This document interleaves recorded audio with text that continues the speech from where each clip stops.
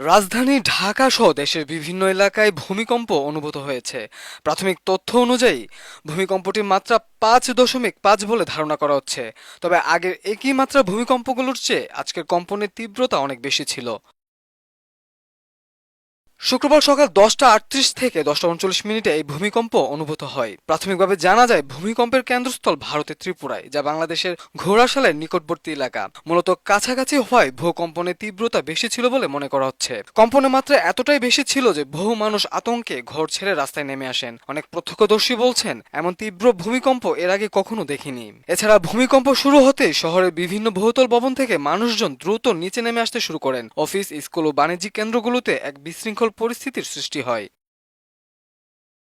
আবহাওয়া অধিদপ্তরের সহকারী আবহাওয়াবিদ ফারজানা সুলতানা ভূমিকম্পের বিষয়টি নিশ্চিত করেছেন। তিনি বলেন, আজ সকাল 10:38 26 ঢাকা সহ দেশের বিভিন্ন এলাকায় 5.7 মাত্রার ভূমিকম্প অনুভূত হয়েছে। আমরা সবাইকে অনুরোধ করছি আতঙ্কিত না হয়ে নিরাপদ স্থানে অবস্থান করুন। আফটার শকের সম্ভাবনা সম্পর্কে ফারজানা সুলতানা বলেন, প্রাথমিক তথ্য অনুযায়ী এই ধরনের ভূমিকম্পের পর ছোটখাটো আফটার শকের সম্ভাবনা থাকতেই পারে, তবে আতঙ্কিত হওয়ার কিছু নেই। এখন পর্যন্ত তেমন সম্ভাবনা আমরা দেখতে পাইনি।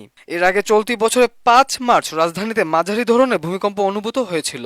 রিক্টার স্কেলে ভূমিকম্পের মাত্রা ছিল 5.6। তারও আগে 28 মে বাংলাদেশ সময় দিবাগত রাত 2:24 ভারতের মণিপুর রাজ্যের মুইরাং শহরের কাছাকাছি আরেকটি ভূমিকম্পন আঘাত হানে। সে সময় ভূমিকম্পে দেশের উত্তর পূর্বাঞ্চল সহ রাজধানী ঢাকা এবং পার্শ্ববর্তী কয়েকটি জেলায় হালকা কম্পন অনুভূত হয়েছিল। মাল্টিমিডিয়া ডেস্ক, আমার দেশ। ভূমিকম্প যখন শুরু হয়েছে তখনই টের পাই আমি দৌড়িয়ে সচিবালয়ের কোনায় গেছি। আচ্ছা, আর এলাকার জনগণ মানুষের আমি জনগণকে কিছু বলার সময় পাইনি। না মানে মানুষ কিরকম মানে আতঙ্কিত সবাই হয়েছে? ছুটোছুটি করছে, সবাই ছোট ছোট। সবাই সবাই। আপনি কোথায় ছিলেন? আপনি কোথায় ছিলেন তখন? আমি তো রুমে ছিলাম, আমার খাট পর্যন্ত পড়া গেছে, লাভ দিয়ে উঠছে উপরে দিয়ে। মনে করি ভূমিকম্পে এমনভাবে কম্পিত হয়েছে, একটা মানুষ দেখতেছে দৌড় দিতে আছে, কিন্তু আমি তো টের পাইছি, আমিও টের পাই, খাটের থেকে উঠছি দৌড়।